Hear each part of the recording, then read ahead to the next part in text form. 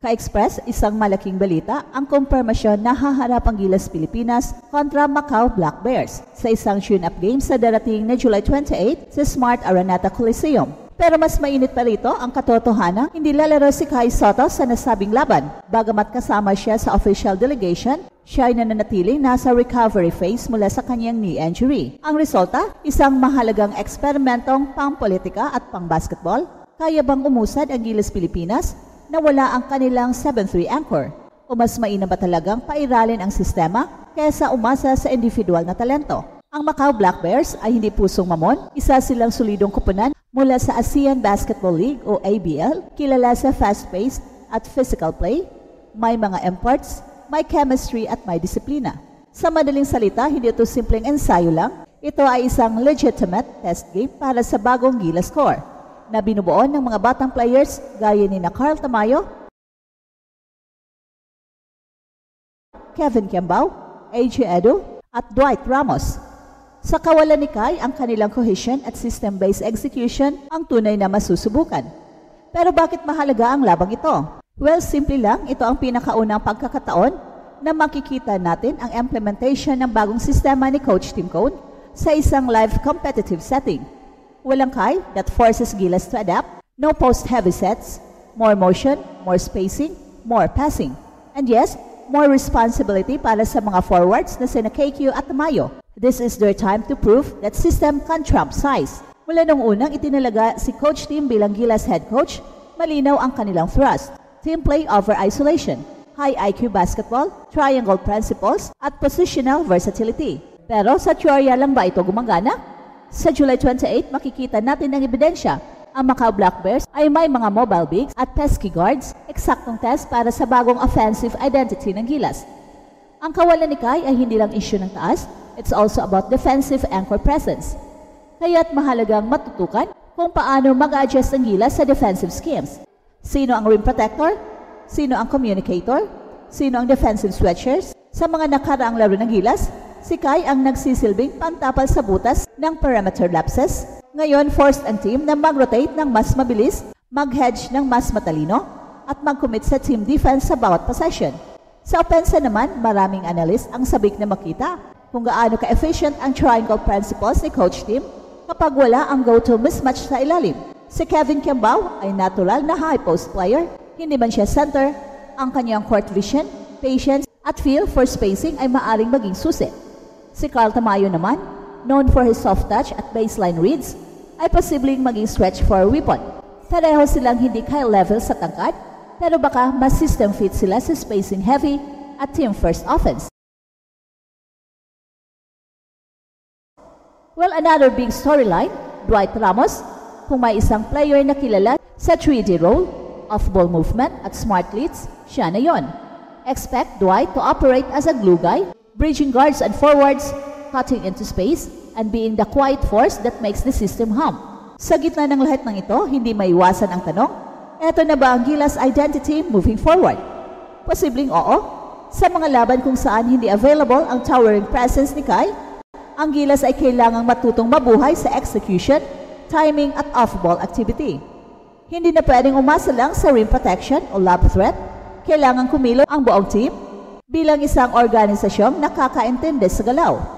Kaya't ang July 28 showdown ay hindi simpleng ensayo, ito ay barometer ng readiness.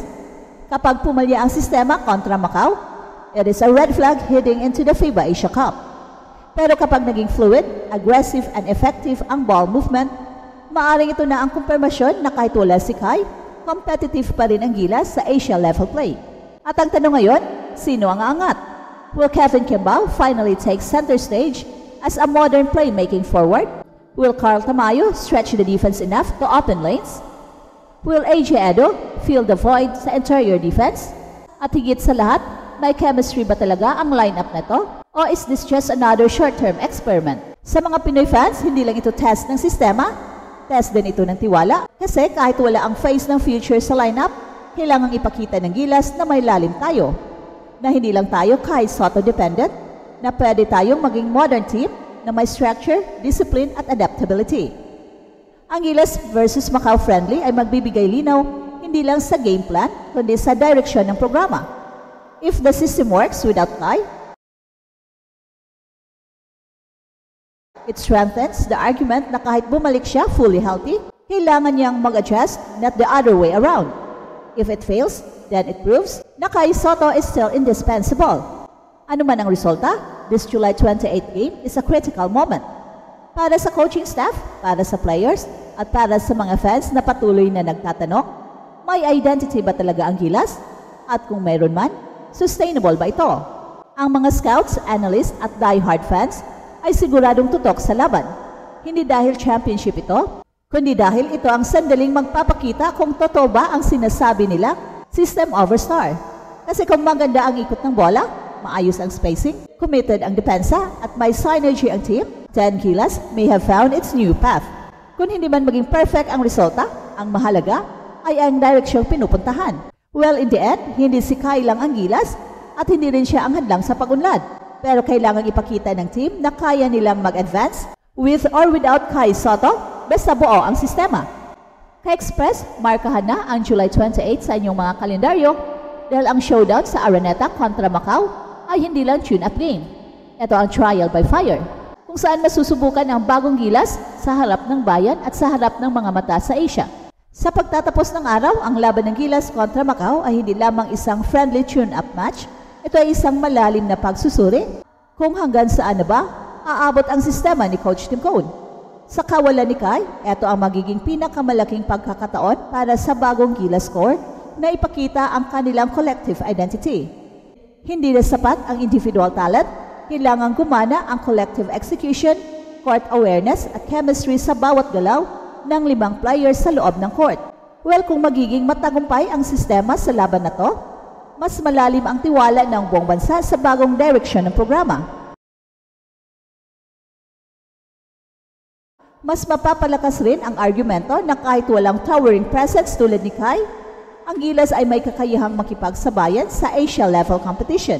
Pero kung hindi gumana, malinaw ang mensahe, kailangang ayusin ang cohesion, rotations at versatility bago sasabak sa mas mabigat na kalaban sa FIBA Asia Cup. Well, sa bandang huli, hindi ito usapin kung kailan babalik si Kai, kundi kung paano lalago ang Gilas habang wala siya. At kung sakaling bumalik siya, ang sistema ay dapat mas handang tanggapin siya, hindi bilang savior, kundi bilang bahagi ng isang mas matibay, mas matatag at mas mature na kupunan. At sa darating ng July 28, lahat tayo ay success sa pagsubok na ito. Ang tanong, makakapasa ba ang Gilas o kailangan pa nating maghintay ng mas matagal para sa tunay na pagkakaisa ng talent at sistema? At ito ang Express Info kung saan bawat kwento, ginulat ang mundo. Don't forget to like and subscribe.